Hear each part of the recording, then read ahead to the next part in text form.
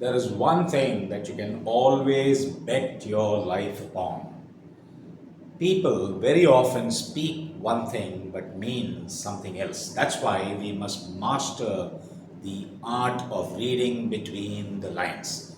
Now, that's easier said than done because everything that we need to read between the lines is invisible, and most of it is often sarcastic and sometimes even terrifying.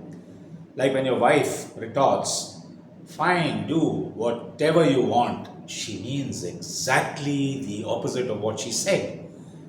Remember the days you were dating, and probably you still are, when you ask someone out on a date and they reply, "Sure, we'll hang out sometime, but not this time." They essentially are telling you to get lost.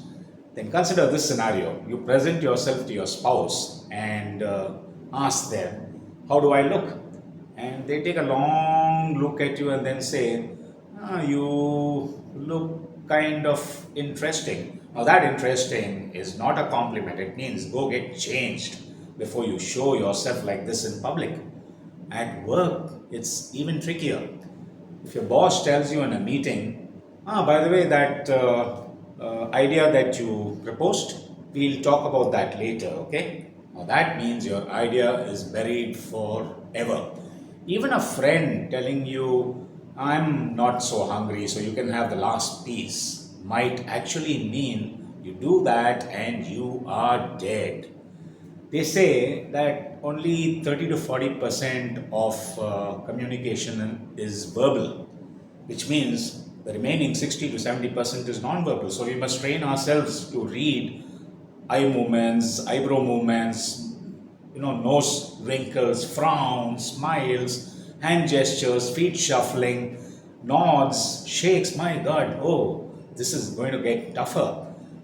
And imagine in today's world, where most of communication is happening over the phone, you can't see all these things. So it's only the tone. So you have to also read, voice modulation, intonations, pauses between words, pauses between sentences, lack of pauses, breaths taken, breaths not taken.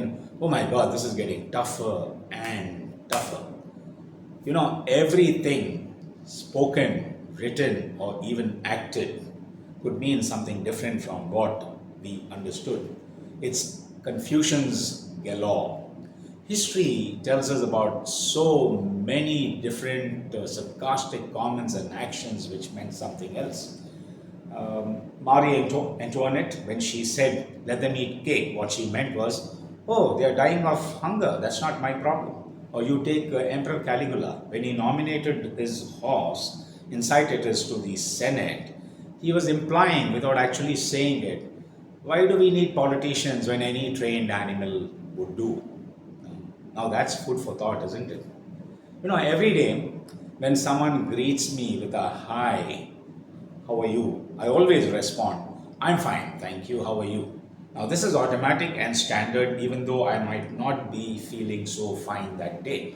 So, when someone you care for, even remotely, tells you, "I am fine," but their face reflects an apocalypse, then read between the lines quickly and get them the help they require at once.